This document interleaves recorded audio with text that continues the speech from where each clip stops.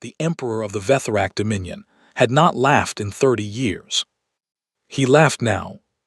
The holographic display above the throne room rendered the third planet of a yellow dwarf star in the Orion Arm, a small, wet world swathed in white cloud and blue ocean, orbited by a single pockmarked moon. His chief intelligence officer, Prelate San, stood at rigid attention nearby, watching his sovereign's amusement with the practiced stillness of a man who had served 4 different emperors and outlasted all of them. "They call it Earth," the emperor said, tasting the word like something foreign on his tongue. "Tell me again, how many ships do they have in orbit?" 43, your radiance. Fragile orbital stations, mostly research and logistics. Their most advanced vessel does not exceed 300 meters in length. Their surface-launched weapons are chemically propelled. Prelate San paused. They have not yet achieved faster-than-light travel. And yet someone thought this species worth reporting to my desk.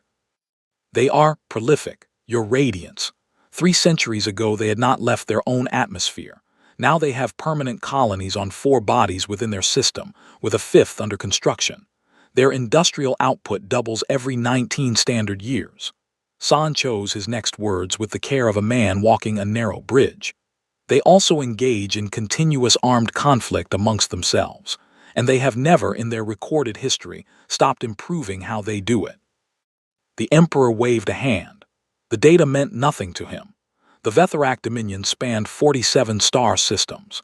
They had absorbed species that breathed methane and species that communicated through bioluminescent skin flares, and species that had been crossing interstellar distances for a full millennium before the Vetherac ever looked upward. Not one war in 300 years had ended in Vetherac defeat. Not one engagement, not one campaign, not one border skirmish had ever produced a Vetherac retreat that wasn't followed within the year by complete annihilation of the opposing force. "Send Fleet Admiral Sarath," the emperor said, already turning away. "Give him 1,200 ships of the line. Tell him I want the 3rd planet pacified before the next cycle of the Harvest Festival. I want every species within 100 light-years watching the broadcast." He settled back into the carved obsidian chair that had seated 62 emperors before him. "Let them understand what happens when we arrive." Prelate San bowed low and held the bow, as etiquette required when one disagreed with an emperor but valued one's continued existence. He had developed this particular bow into a fine art over 3 decades of service. "Your radiance," he said carefully, face hidden at the correct angle. "The advanced scouts report certain anomalies in the human's orbital behavior. Communication patterns our analysts have been unable to decrypt, and unusual thermal signatures consistent with large-scale underground construction at San." "Yes, your radiance." "I did not ask for a risk assessment. I asked for a fleet." "Of course, your radiance." Fleet Admiral Sarath received the edict 6 hours later, alone in his private quarters aboard the carrier Veth Sarath, the ship that bore his family name. He was a veteran of 9 separate campaigns, a strategist whose tactical mind was considered among the finest the Dominion had produced in 2 generations. He read the intelligence files on humanity not once but 12 times, over 11 consecutive days, sleeping in his chair, eating without tasting, reading every field report, every sensor log, every analyst note. On the 12th day, he submitted his fleet manifest and operational timeline without complaint. He also wrote a private note, 3 drafts of it, each beginning, "Your Radiance, I respectfully request additional reconnaissance before committing primary fleet assets."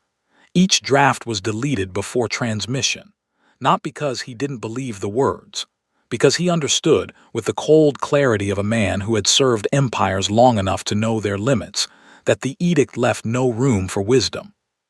The Harvest Festival was already scheduled. 1,200 warships began their journey toward a small blue world, trailing fire in the dark between the stars.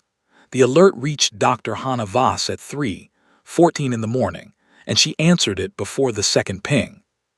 She was already awake. She was always already awake these days. The message was 3 lines from the Deep Array monitoring station on the lunar far side. "Fleet confirmed. Inbound. Estimated arrival, 187 days. Mass consistent with Capital Class Engagement Group. Numbers, approximately 1,200 vessels. She sat with it in the dark of her apartment, coffee cooling on the desk, Reykjavik glowing amber through rain-streaked glass, the city outside impossibly ordinary. She gave herself exactly 90 seconds to feel the weight of it. Then she got dressed, called her driver, and went to work.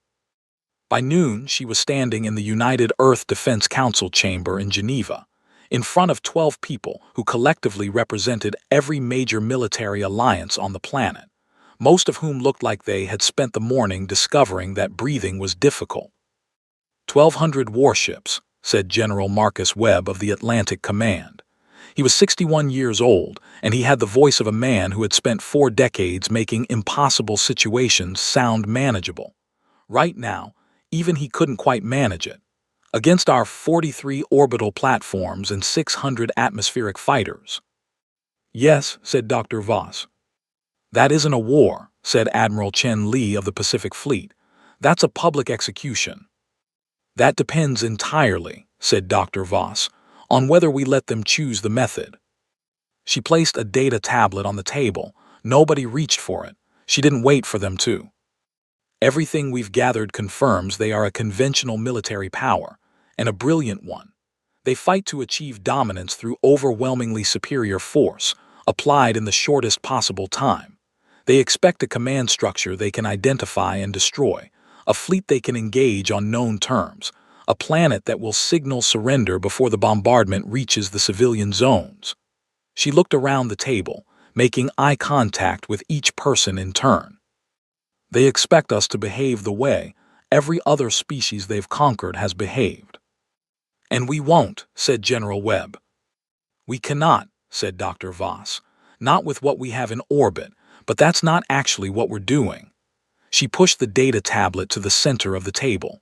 We're going to do what we have always done to each other for 10,000 years, whenever the enemy was larger and better equipped and more certain of victory. She opened the tablet. Schematics, logistics chains, manufacturing schedules, and orbital seating patterns unfolded across the chamber's display surface.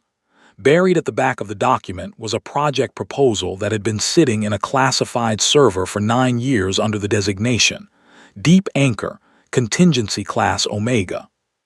The room went quiet in a very specific way.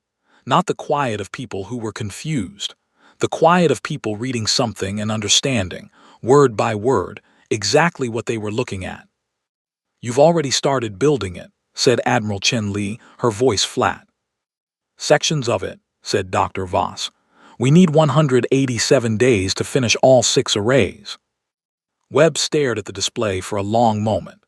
His face did the slow, careful calculation of a man who had spent his life in military planning and knew exactly what 187 days meant when 1,200 warships were already in transit.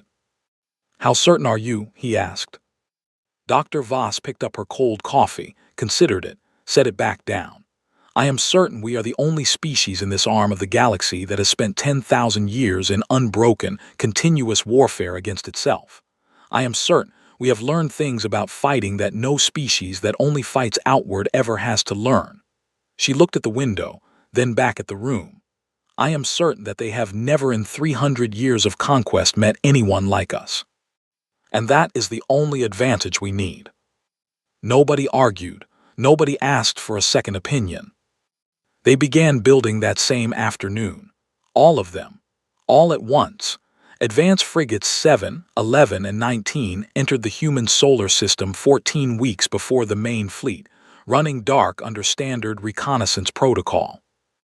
Their orders were routine: catalog orbital defenses, identify surface installations, map command infrastructure, estimate population density in key zones. Fleet Admiral Sarath had run this preliminary protocol 39 times across 9 campaigns. The frigates would return in 3 weeks with a complete tactical picture. They always did. Frigate 19 never returned. Not a distress signal, not a damaged hull drifting, not even debris on the sensor sweep. Just silence where a warship and 40 crew had been. Frigate 11 came back 11 days early, running on emergency thrust with 2 of its 3 power cores offline, and its hull showing impact scarring consistent with close-range ordnance detonation. Its crew of 40 requested immediate medical evaluation upon docking. The ship's tactical log contained 6 hours of normal reconnaissance data, then 4 hours of total sensor silence, which was itself abnormal, since sensor silence suggested either complete power failure or deliberate interference. Then a final 40 minutes of fragmented recordings that Sareth's intelligence team watched 3 times before writing their report, and rewrote the report twice before submitting it. Frigate 7 returned on schedule. Its captain, Commander Wreckage, submitted her report in person rather than through the standard data feed. She stood in Sareth's command chamber, a compact woman with the precise bearing of someone who had been told her whole career that she was too direct, and spoke for 40 uninterrupted minutes. This was remarkable, because everyone in the Dominion's Navy knew Wreckage as a woman of very few words. The fact that she had 40 minutes worth suggested that something genuinely unprecedented had happened. What she described did not fit the intelligence profile in any way that could be dismissed as error. The human orbital platforms were not where long-range scans had shown them, not slightly repositioned, gone, replaced with decoy emissions so precisely calibrated that only Wreckage's close-range active scan revealed them as hollow thermal signatures. The real platforms had moved, without detectable thrust, without drive emissions, without any propulsion signature that Wreckage's ship could identify. They'd relocated to positions that formed no recognizable defensive configuration. They weren't protecting the planet. They were distributed across the entire approach corridor in a pattern that, when Sareth's tactical officer overlaid it on a 3-dimensional grid, looked less like a defensive line and more like the inside of a sphere, as if something wanted you to come inside and then closed behind you.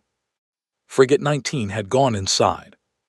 Its last sensor ping showed 47 simultaneous contact signatures appearing at close range from absolute zero, no heat, no emissions, no mass shadow until the exact moment of activation. Objects the size of cargo containers, cold and invisible against the thermal background of space, drifting on ballistic trajectories that had been calculated weeks or months in advance. Then the ping ended, permanently. The crew of Frigate 11 had encountered the same phenomenon on the system's outer edge, objects appearing from nothing, activating once and only once, too small and too dispersed to target before detonation. Their tactical officer had attempted to establish firing solutions in the final recordings, and there was something almost unbearable about watching her, a skilled officer, trained to the highest Vetherac standard, searching methodically for a center of gravity that simply didn't exist. They seeded the approach corridor weeks before we arrived, Wreckage said. Everything out there has been sitting cold since before our long-range scans would have detected it. There are thousands of units, possibly tens of thousands. No command link, no network, each one independent and autonomous. She paused. You cannot jam what has no signal. You cannot trace what has no source. And you cannot negotiate with a weapon that was already fired before the conversation started. Sareth's second-in-command suggested, quietly, that battle shock might account for the discrepancies. Sareth told him to pull Frigate 7's raw sensor logs and verify them independently. The verification returned 6 hours later, every detail confirmed. Sareth stood at the observation port of his flagship for a very long time. He thought about a phrase from the intelligence files, used casually by an analyst who hadn't understood what she was writing, that said humans never stop learning. He thought about what 10,000 years of fighting other humans, with escalating technology and absolutely no external check on the development of increasingly sophisticated methods of mutual destruction, actually produced. He doubled the vanguard. He advanced the timeline. He did not turn back. The Emperor's edict allowed no other option, and Sareth was, above all things, a loyal officer of the Dominion. It was perhaps the most expensive loyalty in galactic history. On Earth, 4.7 billion people watched the sky. Not because emergency broadcasts told them to, because no one could look away, because for 6 months, Every human being on the planet had lived with the knowledge that something was coming, something that had never lost, and the sky was where it would arrive. In those 6 months, humanity had done what it always did when threatened with extinction. It argued, panicked, organized, fractured, argued again, and then, with the particular concentrated fury of a species that had outlasted ice ages and pandemics and 2 near extinctions of its own making and still dragged itself forward, it built factories that hadn't run at full capacity since the resource wars hummed through the night. Orbital launch rates tripled, then tripled again. Engineers worked in rotating shifts. Soldiers trained without being told why. Children did homework in underground shelters and didn't complain, because children are more resilient than adults generally credit. Then, 8 days before the Vetherac Vanguard crossed the threshold into the inner system, Earth went dark. Not metaphorically, literally. Every satellite, every orbital station, every sensor platform, every communication relay cold, silent. To any external sensor sweep, the solar system's third planet appeared to have simply turned off. The faint thermal bloom of cities, consistent with a pre-spaceflight civilization's heat signature. Nothing orbital, nothing military, nothing that could be called a threat. The 300 ships of the Vetherac Vanguard entered the inner system and saw a quiet world. Commander Wreckage, leading the Vanguard's right flank, felt the wrongness before her instruments could confirm it. She had spent her career learning to trust that feeling. "It's too quiet," she told her crew. "All sensor readings are nominal, Commander," her tactical officer said. "I know," said Wreckage. "That's why it's too quiet." Then the 6 minutes began. No warning broadcast, no ultimatum, no dramatic declaration designed for the galaxy's watching audience. Just sudden, brutal, immediate action, which is, if you study 10,000 years of human military history, the method that has consistently proved most effective. The first autonomous kill units activated at 3:47 hours. They had been drifting on precisely calculated ballistic trajectories for 4 months, launched from Earth before the Vetherac fleet had even detected the human defense preparations beginning. Cargo container-sized objects, cold and radar invisible, positioned over months of patient orbital mechanics to arrive in exactly the right location at exactly the right time. Each carried one instruction, hard-coded before launch, impossible to countermand or jam. If a mass above threshold enters this volume of space, detonate. The Vanguard had no doctrine for this. 3 centuries of unbeaten Vetherac warfare were built around a single foundational concept. Every enemy has a center of gravity, a flagship, a command node, a key resource, a home planet. Find it, overwhelm it. The enemy collapses. This approach had been refined to extraordinary sophistication. Sarath's tacticians could calculate optimal engagement angles to 17 decimal places and model enemy fleet maneuvers from 3 sensor pings.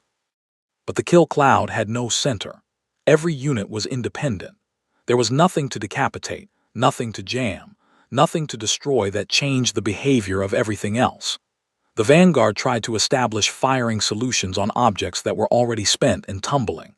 They tried to retreat and found that the objects had also been placed in the retreat corridors, calculated for the positions the Vanguard would move to when they tried to escape the initial engagement zone.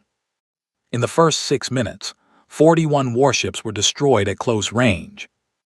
In the next hour, the second wave activated, positioned slightly deeper in the system, placed in the exact volumes the Vanguard had moved into while trying to escape the first contacts.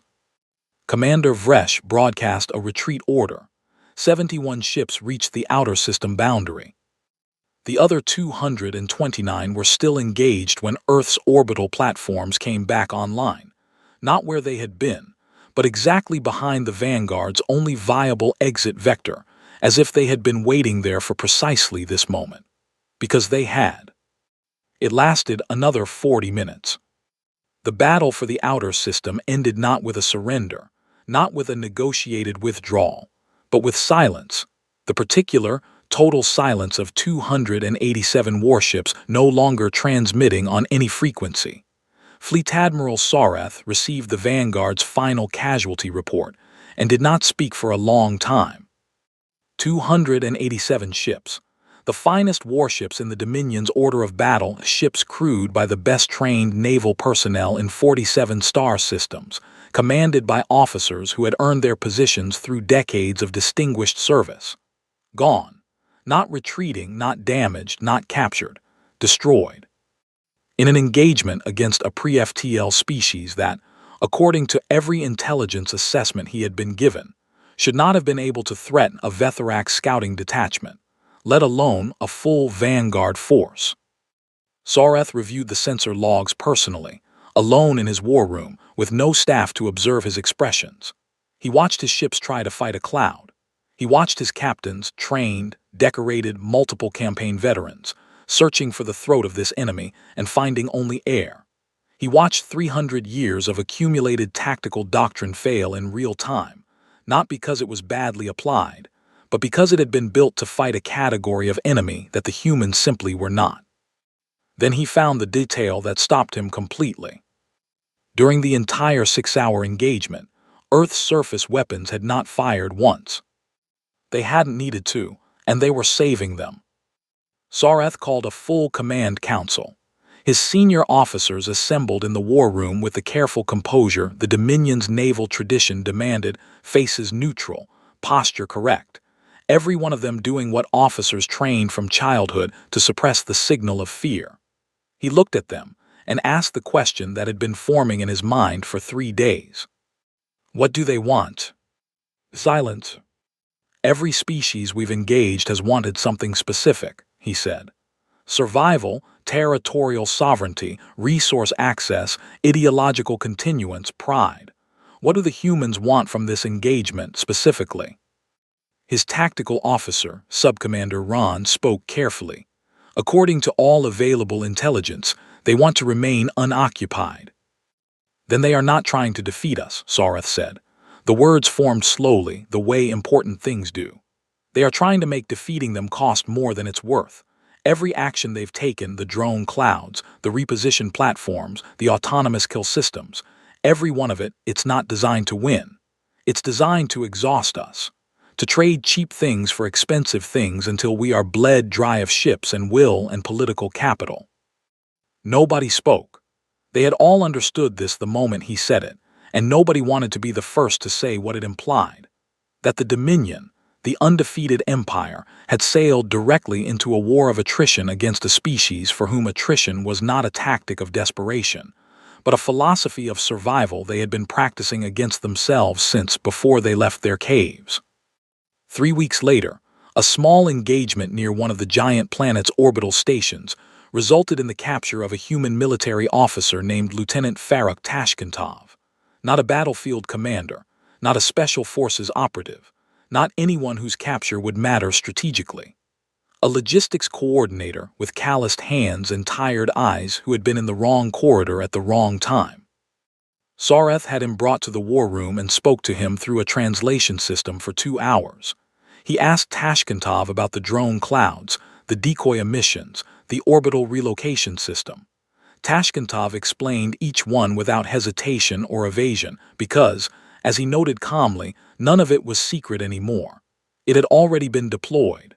There was nothing to protect by staying quiet. Sareth asked how long humanity could sustain the current rate of material and personnel loss. Tashkentov looked at him. His expression was not hatred, not defiance, not the particular blankness of someone trying to hide fear. It was something else, something that had the weight of deep familiarity, as if he were being asked a question whose answer he had known so long he'd stopped consciously thinking about it. As long as it takes, he said. Sareth asked one final question. Does your military have a name for this kind of fighting? This grinding, attritional, exhausting kind of warfare? Tashkentov considered for a moment. Then, for the first time in the 2-hour conversation, something moved in his face that might have been a smile. Yeah, he said. We call it Tuesday. Sareth sat alone for 3 hours after that. He thought about 47 star systems. He thought about 300 years. He thought about the edict. Then he committed the main fleet and moved toward Earth. because an emperor's order did not include the option of wisdom. Dr. Hanna Voss watched the main Vethrak fleet enter the inner system from a monitoring station, cut into the basalt 1 kilometer beneath the surface of Iceland. She was not alone. 43 engineers occupied the stations around her, their faces blue-lit by tactical displays showing the incoming fleet's formation. General Marcus Webb stood at her right shoulder, looking at the numbers with the expression of a man who had made peace with outcomes beyond his control and found, on the far side of that peace, something almost like calm. "They've committed everything," said her lead analyst. "All remaining 900 warships, capital formation, tight grouping. They're going for orbital dominance, move to bombardment posture." "That's exactly what we needed," said Dr. Voss. She pulled up a map on the central display. It had no military markings, no targeting grids, no engagement vectors, no threat assessments. It looked, to an uninformed eye, like a geological survey, contour lines, depth measurements, mineralogy notations, and scattered industrial installation markers spread across 6 continents and 2 ocean floors. Webb had seen this map so many times in the preceding 4 months that he sometimes saw it when he closed his eyes. Deep anchor, 9 years in planning. The last 4 months in frantic, around-the-clock final construction. The engineering principle was not complicated. The execution had nearly broken every engineer who worked on it. A railgun accelerates a projectile electromagnetically. The barrel's length limits terminal velocity, longer barrel, faster projectile, up to the structural limits of the materials. Earth's most advanced orbital railgun platforms could achieve 12 kilometers per second. It was impressive for an orbital platform. Dr. Voss had asked a different question 9 years ago, staring at a geological survey map and thinking about what the planet itself was made of. What if the barrel was 4,000 kilometers long? Deep anchor was not a gun. It was 6 guns, each 4,000 kilometers of electromagnetic accelerator trench carved into the continental bedrock, 3 on land, 3 running along ocean floor trenches, lined with superconducting coils cooled to near absolute zero by systems that had taken 4 years alone to engineer. The power source was not reactor-based. No reactor could produce sustained sufficient energy. The power came from 43 geothermal taps sunk into the mantle, each one disguised for years as industrial infrastructure. The projectiles were tungsten iridium slugs the mass of heavy trucks, loaded into the accelerator chambers over 3 months, and registered in every external sensor survey as mining equipment. For 9 years, Deep Anchor had been the most classified project in human history. For 4 months, it had been the reason anyone was still fighting. The Vethrak fleet, having lost nearly 300 ships in the outer system and seen its vanguard wiped out, made the only decision a conventional military doctrine suggested: achieve orbital dominance through mass formation, then conduct planetary bombardment until the enemy signals submission.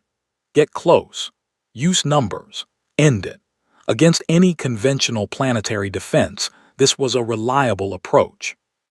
Against a species with orbital platforms and atmospheric fighters and surface missiles, a 900-ship formation in bombardment posture was essentially unstoppable. Earth let them settle into position. Webb watched the tactical display as the Vethrak fleet arranged itself in the tight bombardment formation above the equatorial zone, 900 ships, weapons charged, targeting locked on 16 population centers. A ceiling of metal and fire, hanging above the world. "They think they've won," Webb said quietly. "Yes," said Dr. Voss. She looked at the geological map, then at her lead engineer, a woman named Dr. Seoyeon Park who had not slept more than 4 hours in the past week. "Begin the charge sequence." 11 minutes. That was how long it took to bring all 6 accelerator arrays to full power through the geothermal network.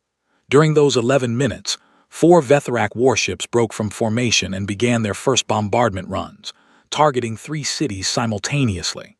The orbital defenses intercepted 2 of the 4, a success rate that would have seemed miraculous 6 months ago and felt, in this context, like watching 2 umbrellas hold back a flood. Hundreds of thousands of people died in those 11 minutes. Dr. Hannah Voss watched the strike alerts appear on the secondary display and did not look away, because she had decided, 9 years ago, when she first wrote the Deep Anchor proposal, that if this day ever came, she would not allow herself the luxury of not seeing what the decision cost. This was the price. These were the names she would carry.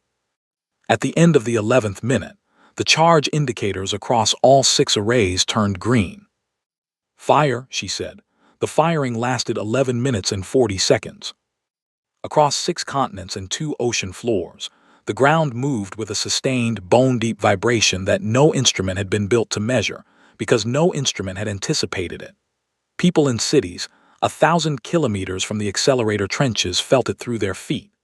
Birds took flight from every roof and tree in a widening circle and did not land for hours.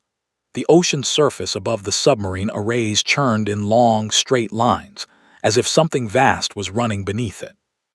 In the accelerator chambers, tungsten iridium slugs, the mass of passenger aircraft, were accelerated from 0 to 62 kilometers per second, over 4,000 kilometers of tunnel, exiting into the sky on trajectories that had been calculated and recalculated by 17 separate teams of ballistic engineers over the preceding 9 months. The muzzle velocity was not the highest achievable. Dr. Voss had designed for sustained rate of fire over maximum terminal velocity, because 900 ships in a tight formation required throughput, not precision. Each slug was already targeted before it was loaded. The targeting was not based on where the ships were. It was based on where they would be. 64 rounds per minute. 754 rounds over 11 minutes and 40 seconds. In the vacuum of low orbit, there was no sound. There was only light, the brief, white-hot flash of kinetic impacts at a fraction below relativistic speed, each one releasing energy greater than any individual nuclear warhead in humanity's existing arsenal. The Vetherac fleet, packed into bombardment formation over the equatorial zone, had not been designed for this. No fleet had been. The formation that made a bombardment run devastating, tight, coordinated, ships close enough to provide mutual fire support, was the exact formation that made survival impossible when the rounds came up from below. The fleet's command network registered the first 12 impacts and issued a dispersal order. By the time the order reached the formation's outer elements, 230 ships were gone. The survivors ran. Every direction, maximum thrust, emergency protocols. Sareth's surviving flagship, drifting, half its command systems dark, broadcast a retreat order on all frequencies. Deep Anchor's outer arrays had been aimed not at where the fleet was. They had been aimed at where it would go. The mathematics of panic are surprisingly consistent. A fleet that has just watched 200 of its ships destroyed in under 3 minutes runs in the direction that offers the most open space, the least apparent threat, the most navigable exit vector. Dr. Voss's team had modeled this. They had modeled it for a fleet of exactly this size, in exactly this formation, with exactly this number of probable surviving vessels, over 9 months of calculation. The outer arrays fired their second and third salvos at trajectories that intercepted the retreat paths of ships that hadn't begun running yet. Most of them ran exactly where the calculations said they would. 4 ships survived. 3 because their captains, by instinct or luck or some quality of mind that had nothing to do with training, reacted in the first 3 seconds and ran the wrong direction, the unexpected direction, the direction the targeting algorithms had weighted at less than 4% probability. They ran for the system's edge at full emergency thrust and were not pursued. Earth had no ships capable of pursuit, and Dr. Voss saw no reason to fire at ships that were already leaving. The 4th survivor was found 3 days later by a human salvage crew, drifting and powerless, engines failed, crew alive and in shock. It had been outside the formation's edge when the firing started, outside the solution, alive by malfunction. On Earth it stopped. The silence afterward was not triumphant. Triumph has a sound to it, a release of held breath, a roar from a crowd, something that marks the boundary between before and after. This silence was different. It was the silence of people who had been surviving at maximum intensity for 6 months and had just reached the edge of the thing they'd been surviving toward and hadn't yet processed what the other side of it looked or felt like. The cities that had been struck were still burning. Field hospitals were overwhelmed. Engineers who had spent 4 months building weapons and fortifications were now trying to remember how to build other things. Soldiers sat in rubble with the particular exhausted blankness of people whose nervous systems have simply used everything up. In the remains of a suburb outside Nairobi, Sergeant De Jong sat on a collapsed wall and looked at the sky. The Vetherac ships that had burned on atmospheric entry had left long pale contrails in the upper atmosphere, bright threads unraveling in the stratospheric wind. They were beautiful, in the way that things are sometimes beautiful when they are also the end of something. A girl named Amara sat down next to him. She was 11. She looked up at the pale lines and then at him. "Did we win?" she asked. De Jong thought about it for a long time, long enough that she thought he hadn't heard her. Then he said, "We're still here. That's what winning looks like." She considered this, the way children consider things that adults say when adults mean more than they're saying. "Will they come back?" she asked. "Maybe," he said. He turned a piece of broken concrete over in his hands. "But they know what it costs now." Part VII, the new constant. The 4 surviving Vetherac warships returned home, and the journey took 32 days. None of the 4 captains opened communication channels to the others during that time. There was nothing that needed saying. They had all reviewed the sensor recordings independently. They had all run the arithmetic. The arithmetic produced the same number every time, 8.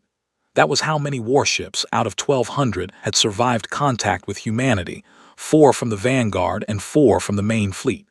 A number so small it barely registered as a fleet casualty.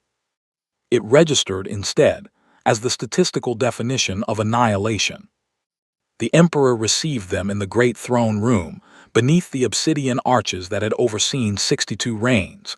He listened to all 4 captains deliver their reports in sequence, his expression unreadable, his court silent. He watched the sensor footage from the main fleet engagement. He watched the ground fire. He watched the pale flash of 900 ships losing coherence in real time. He dismissed the captains. For 3 days, no orders came from the throne room. The Dominion's military council convened and adjourned and convened again without resolution. Prelate San stood alone in his office, looking at a star map, turning over a word he had not used in 30 years of government service: unrecoverable. The word applied to losses that could not be rebuilt within a politically survivable time frame. 1,200 warships represented 40% of the Dominion's primary attack capacity. The shipyards could replace them in 40 years. On the 4th day, Earth transmitted a message. It was not a victory declaration, not a list of demands or terms, not a territorial ultimatum or an announcement of war aims. It was a data packet containing the complete, unedited, time-stamped sensor record of the entire engagement. From the moment Frigate 19 went silent in the outer system to the moment the last drive signature of the 4 retreating survivors faded from the deep array tracking network.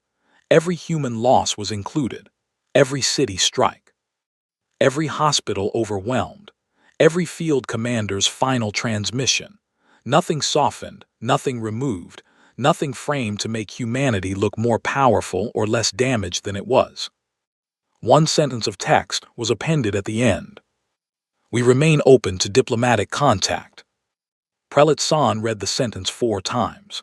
Then he sat down, which was undignified, and laughed, not from amusement, but from the involuntary physiological response that sometimes occurs when something reveals itself to be so precisely, completely, and mercilessly intelligent that the only available reaction is surrender to the recognition of it.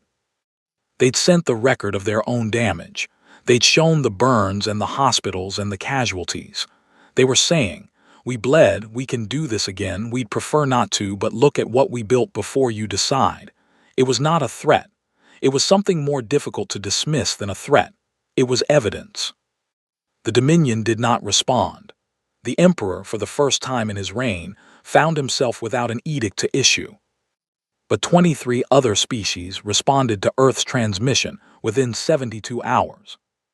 Some were civilizations the Dominion had conquered and occupied, who had been receiving the Dominion's triumphant broadcast of the supposed pacification, and had quietly, very carefully, been receiving something else instead through channels the Dominion hadn't known to monitor. Some were independent species who had watched the Vetherac fleet cross their sensor ranges for decades with the particular sick certainty of the inevitably occupied, for whom the word resistance had long ceased to feel like anything other than a euphemism for delay. Some were civilizations so far removed from the engagement that their signals were still arriving months later, species that had been watching the galaxy with the patient attention of those who understand that what happens to others eventually happens to everyone, and had simply never had evidence before now that things could go differently. Earth's diplomatic channel opened at 600 hours on a Tuesday morning, staffed by exhausted translators and foreign service officers running on synthetic caffeine and 4 months of accumulated anxiety that had nowhere left to go. It did not close for 14 consecutive months. In that time, 3 occupied species submitted formal requests for military alliance. 2 intelligence services shared targeting data on Vetherac fleet positions that had taken them decades to gather. One cephalopod civilization 300 light-years distant sent a message that took 6 weeks to fully decode and turned out to be, in the best available translation, something equivalent to, "We did not know anyone was going to do that." The subtext, worked out by a team of linguists who spent 4 months on the construction, was, "We thought the answer was no. We had given up asking the question." A new constant had entered the galactic equation, written there in the tungsten-iridium trails of 900 burning ships. Not humanity as the new empire, not humanity as conqueror, riding the Vetherac's collapse into the power vacuum. Not even humanity as the strong, exactly, because strength, in the conventional sense, was a thing the Dominion had in abundance and had lost anyway. Humanity as the answer to a question the galaxy had been asking in silence for 300 years. Is this simply the way things have to be? In the rebuilt suburb outside Nairobi, the construction still underway, the scaffolding still up, the ground still bearing the faint subterranean hum of a deep anchor array 300 meters below, Sergeant De-Jong helped a girl named Amara carry water to a distribution station. The pale lines in the sky were long gone. The work of rebuilding was slow and exhausting and would take years, and it would not be clean or simple or complete, because nothing humanity built ever was. He picked up a bucket and kept walking. That, too, was what winning looked like. And